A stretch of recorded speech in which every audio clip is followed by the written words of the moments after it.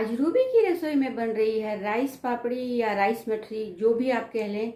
तो त्योहारों का मौसम है दोस्तों, ऐसे में अगर आप कुछ चेंज करना चाहते हैं तो ये आपके लिए एक बेस्ट ऑप्शन है। चलिए देखते हैं इसे कैसे बनाते हैं। तो इस राइस पापड़ी या राइस मठरी को बनाने के लिए यहाँ पर मैंने ले लिया है 1.5 कप चावल का आटा। अब इस आटे में मैं डाल रही हूँ स्वाद के अनुसार नमक, हाफ टी स्पून काली मिर्च पाउडर जिसे मैंने अभी ही कूटा है, हाफ टी स्पून ही मैंने यहाँ पे ले लिया है जीरा, इसे भी मैं इसमें डाल रही हूँ। और अब मैं इसमें डाल रही हूँ 1.5 टीस्पून तिल। तिल से इसका स्वाद बहुत ही बढ़िया आता है दोस्तों। अब इन सारी चीज़ों को हम पहले अच्छे से मिला लेंगे। अब मैं यहाँ पर आपको एक टिप्स देना चाहती हूँ दोस्तों कि ये जो चावल का आटा है इसे मैंने घर पर ही पीसकर तैयार किया है। आप चाहे तो मार्केट से भी ला सकते हैं, पर ध्यान ये रखना है कि आटा ज़्यादा पुराना ना हो, क्योंकि पुराना आटा स्टिकी नहीं होता है दोस्तों, जिसके कारण हमारी पापड़ी जो है वो सही तरीके से नहीं बन पाएगी। तो ये ध्यान हमें ज़रूर रखना है। अब यहाँ पर मैंने डाल दिया है 3 टेबलस्पून घी। तो यहाँ पर घी मैंने इसलिए डाला है क्योंकि घी से इसका स्वाद तो अच्छा आता ही है, साथ ही साथ इसका टेक्सचर भी बहुत ही बढ़िया आता है, देखने में ये बहुत ही अच्छा लगता है। तो यहाँ पर मैंने घी डाल दिया है और घी डालकर इसे भी मैं अच्छे से पहले मिला लूँगी। तो जैसा मैं आपको बता रही थी कि चावल का आटा बहुत ज़्यादा पुराना नहीं होना चाहिए, क्योंकि पुराने आटे में वो लोच नहीं होती है जिससे आपकी पापड़ी बहुत ही अच्छी बने। तो इसलिए इस बात का ध्यान आप ज़रूर रखिएगा। अब यहाँ पर मैंने आटे में घी को अच्छे से मिला लिया है। आप चाहें तो घी की जगह रिफाइंड ऑयल भी यूज़ कर सकते हैं। अब यहाँ पर मैंने ले लिया है मूंग की दाल और साबूदाना। इस मूंग की दाल को मैंने 1 घंटे पहले भिगो दिया था और ये बहुत ही अच्छे से भीग चुके हैं। और साबूदाने को भी मैंने 1 घंटे पहले भिगो दिया था, ये भी बहुत अच्छे से फूल चुके हैं। ये देखिए, मैं आपको दबा कर दिखा रही हूँ, बहुत ही अच्छे से फूल चुके हैं। और इन दोनों को हमें इस चावल के आटे में मिला देना है, जिससे हमारी पापड़ी जो है एकदम टेस्टी और साथ ही साथ स्टिकी भी बने। तो यहाँ पर इन दोनों चीज़ों को मैंने पीसा बिल्कुल भी नहीं है, बिल्कुल ऐसे ही साबुत मैंने इस पे डाल दिया है।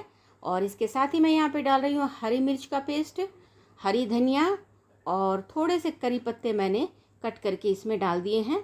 अब इन सारी चीज़ों को मैं अच्छे से पहले मिला लूँगी और मिलाने के बाद जितनी ज़रूरत होगी उतना पानी डालकर हम इसका एक अच्छा सा डो तैयार कर लेंगे।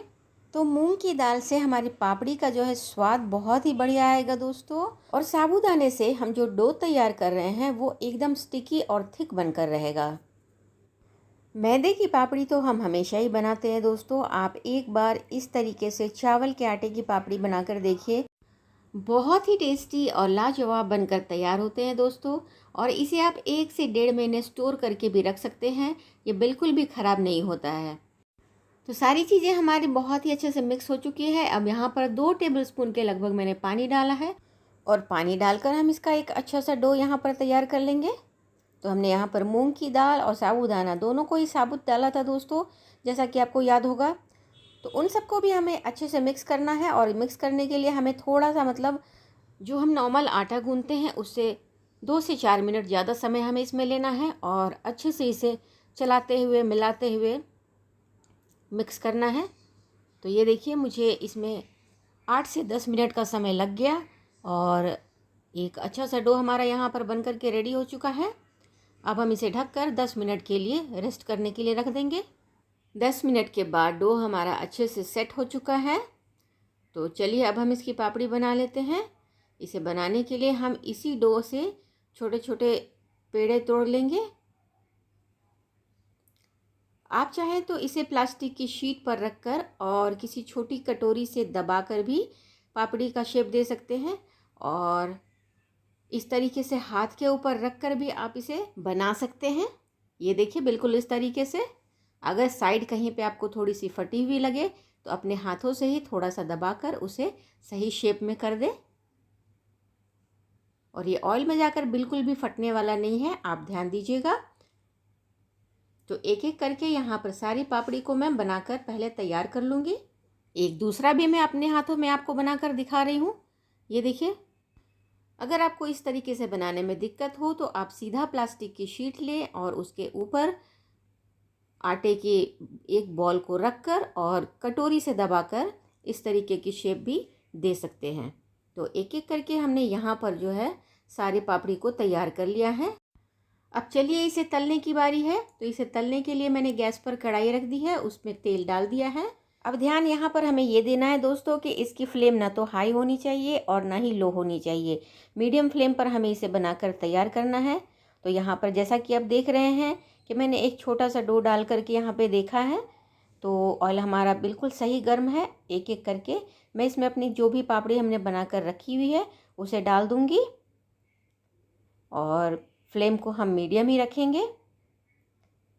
जिस तरीके से हम मैदे की पापड़ी तलते हैं सेम उसी तरीके से हमें इसे तलना है। तो त्योहारों का मौसम हो या फिर कोई भी नॉर्मल डेज़ हो दोस्तों, आप इसे बनाकर स्टोर करके रख सकते हैं। बच्चों को लंच में भी दे सकते हैं, इवनिंग स्नैक्स की तरह भी खा सकते हैं और घर में आए हुए मेहमानों को भी आप इसे दे सकते हैं। यकीन मानिए आपकी तारीफ़ ज़रूर होगी।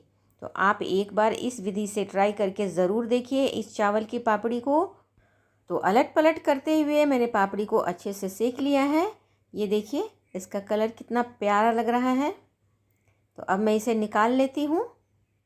तो पहले मैं इसे छोटे झारे से निकालकर एक बड़े झारे के ऊपर रख देती हूँ ताकि जो इसका एक्सेस ऑयल है वो निकल जाए, और उसके बाद हम इसे किसी थाली या किसी दूसरे बर्तन में रखेंगे। अब बाकी बची हुई पापड़ी को भी हम सेम इसी तरीके से तलकर निकाल लेंगे। ध्यान रखना है दोस्तों कि गैस की फ्लेम हमारी मीडियम ही हो, क्योंकि अगर हाई होगी तो हमारी पापड़ी जो है वो जल जाएगी और अगर लो होगी तो हमारी सारी पापड़ी जो है वो टूट जाएंगी।